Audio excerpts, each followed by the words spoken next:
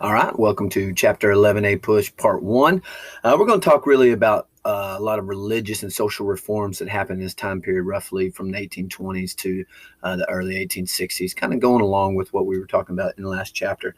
Basically, what we get with such great geographic expansion, our people's moving ever westward, as it seems, there become, and along with capitalism, really, there's a sense of individualism in America, kind of escaping maybe from some religious communities and stuff like that.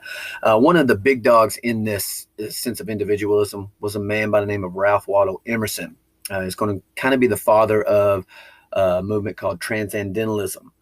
His vision influenced many artists, many writers, poets, and whatnot, and it would really usher in something known as the American Renaissance, where finally people around the world are going to start reading American works, and they're going to start saying, well, these are great, like Shakespeare, these are great authors. Emerson himself was the man. He came out of the New England area. The Transcendentalist movement came out of the New England area. He was inspired by European Romanticism, and basically he rejected the idea of the Enlightenment, this world that was ordered and logical. He's more about human passion, and this is what humans love to do, and in a mysticism, this man in nature movement. He was also something called a Unitarian. There were several of these people that emerged. They kind of broke from Puritan beliefs of the Holy Trinity, the Father, the Son, the Holy Ghost, which was the Trinity. They believed there's just God, none of the three. Mostly the people that followed this movement were in the New England and Midwest areas. The conservatism of the South is going to keep what they would view as kind of crazy ideas from really ever taking hold down there. So it's going to be confined mostly to New England and the Midwest. Emerson, he's like the influential guy, the godfather, if you will, of transcendentalism. And he's going to influence great writers like Henry David Thoreau, who's very famous for, after his brother's death, he goes out into the woods, builds himself a cabin, and lives by himself for 2 years, solitary confinement, if you will, where he tries to kind of find man's place in the world. He writes a pretty famous book coming out of that about his life and adventures there.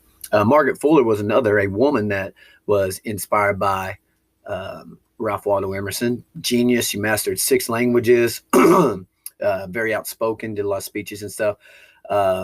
She unfortunately, and she wrote for equal rights for women, of course, but she unfortunately had an early death because of a shipwreck coming back across the Atlantic Ocean from Europe. Now, there were also 2 authors that you need to know that had kind of darker visions of transcendentalism. The first was Nathaniel Hawthorne, who you probably heard of. He's the guy that wrote The Scarlet Letter and some other very famous works. But, in The Scarlet Letter, it's based in Puritan society, very strict religious rules, and you got a couple that commit adultery, and they're branded with the Scarlet A, and it's about them against society. This is a societal reform movement. Herman Melville, he's famous for writing Moby Dick. And Moby Dick was not popular in its time because the people really couldn't get behind this idea of this dark egoism of the captain who's going to basically destroy all of his men in his efforts to get revenge on the whale Moby Dick. Now, a lot of these transcendentalists are trying to escape the emerging market revolution, this capitalism, this everybody's part of the system. They're kind of rejecting that idea. And so a lot of times they're going to start moving out into the countryside, right outside the cities and whatnot. And they're going to establish kind of these utopian communities. Probably one of the first ones of these is called Brooks Farm. And Brooks Farm is kind of unique in that all the people that lived in Brooks Farm were like these intellectuals. You can imagine these scholars, these writers and poets and philosophers and people like that.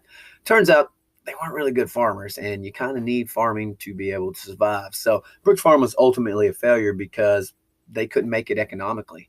They couldn't sell their goods. They weren't self-sufficient. But it did provide an example for other Emersonians, people following Ralph Waldo Emerson, into establishing their own community groups, which we'll explore in part 2.